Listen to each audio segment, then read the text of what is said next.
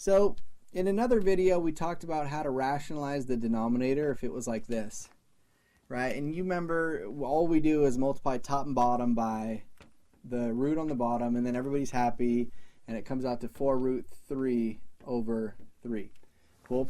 But what happens when it's weirder looking, right? Like there's a whole bunch of problems where it's not that straightforward.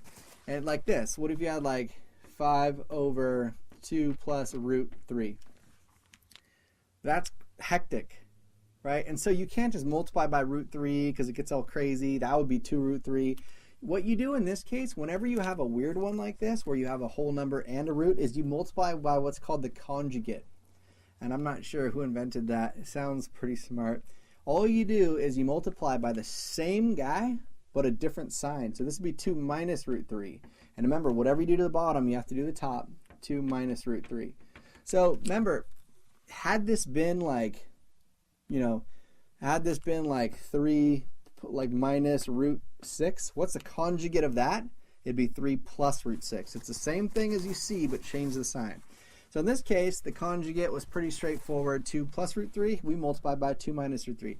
Now you have to do a bunch of math, which is kind of annoying. In the top, you're just going to distribute, so that's pretty mellow. 5 times 2 is 10. 5 times negative root 3 is minus 5 root 3. Okay, that was not that bad. The bottom, though, you have to FOIL.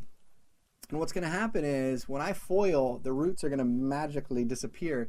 And they disappear because I chose the conjugate. So that's not an accident. When you use the conjugate, the roots are going to disappear. So let's do it. Let's FOIL this sucker. First times first is 4. Outside times outside, 2 times negative root 3 is minus 2 root 3. Inside times inside, 2 times positive root 3 plus 2 root 3. Oh, right, they're going to disappear. Then last times last, root 3 times negative root 3 would just be negative root 9 or negative 3. So this is what I'm talking about. By accidentally multiplying by the conjugate, these little guys are going to cancel. So my answer is 10 minus 5 root 3 over 4 minus 3 is just 1. And that is the glorious solution. So these are easy. Actually, that's totally, I just lied to you, like world out there. I don't think they're that easy. I think they're kind of annoying.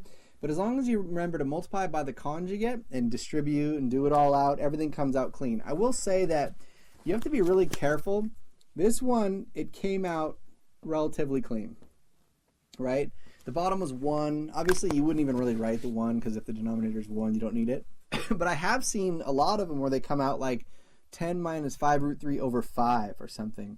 And be careful, because a lot of times you can totally simplify. If one number goes into both the pieces on top and the bottom, then it simplifies. Just as a little like heads up. This one's fine, we're done. But be careful. At the end, there might be one more step where you simplify everything. So that is how you rationalize the denominator when it's not just one piece on the bottom, but rather there's 2 pieces like this. And that's it. And remember, if you're struggling in this class, you can take this online at Silicon Valley High School, and the credits will be transferred back to your the high school that you're enrolled in.